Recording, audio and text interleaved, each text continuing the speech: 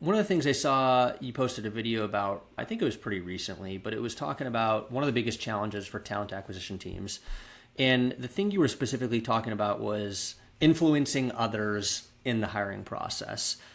Can you expand a little bit on that for the audience? And like, what do you mean by that? Yeah, I mean, I think it looks differently, when you think about the full kind of recruitment process. But I think influencing means, one, from a candidate standpoint, preparing and educating candidates as they enter your process. You can lead a horse to water, but you can't make them drink, is the old saying.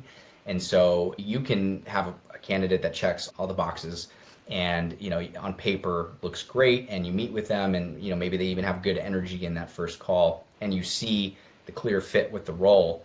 But as you prep them and, kind of work with them, to get prepared for the interview process, you can't control essentially what they do when they enter that interview, right? I've had plenty of great candidates that did well in the first stage. They checked all the boxes. You present them, the team likes them, and then they meet with them and they completely bomb the interview, right? And so that's a challenge. I think the other aspect of it is from, the company side, influencing and working with hiring managers, making sure that they're prepared, that they're enabled, that they're clear on what the market is showing, and being able to kind of sell them as well on candidates, and to look at things a little bit more abstractly than just saying, hey, and this is something I'm a big proponent of.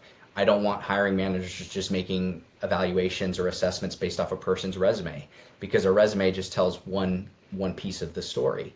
And so I want to make sure that we're, as we enter an interview process or a recruitment process, that we're able to, look at the resume as a resource, yes, but also once we've had the chance to meet with them, dissect that information and get the full picture of what their previous roles were and their story and their journey to get them to where they are. So really just helping kind of influence hiring managers to get out of these norms or these biases that they have, right?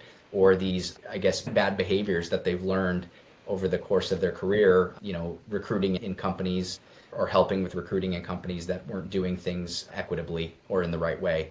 So I think influence it's a very key part of being a really great strategic recruiter, and especially a recruitment leader, to be able to influence both sides. Now, are we going to ever have full control over what other people are doing? No, that's the hardest part of recruiting and hiring. But what we can do is look for those gaps and those opportunities and try to fill them, right? And be trying to do everything in our power. And that was really the point of my post is, a lot of times recruiters and talent acquisition folks will become very comfortable with saying, well, here's my metrics, here's what I've done.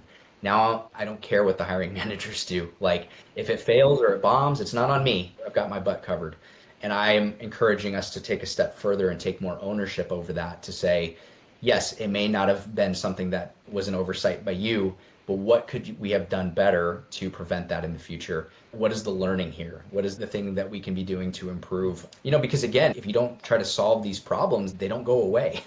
In fact, they compound, right? And they become issues over time, especially if you're in a startup where, you might be starting here, but over time you would expect the company to grow and your hiring is going to scale. And so your problems scale at that point if you don't solve them.